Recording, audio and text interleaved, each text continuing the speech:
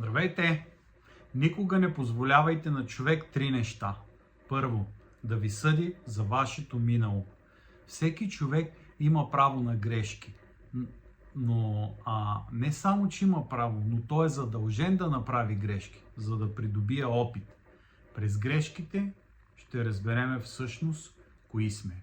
Второ, никога не позволявайте на никой да ви съди за вашето тяло.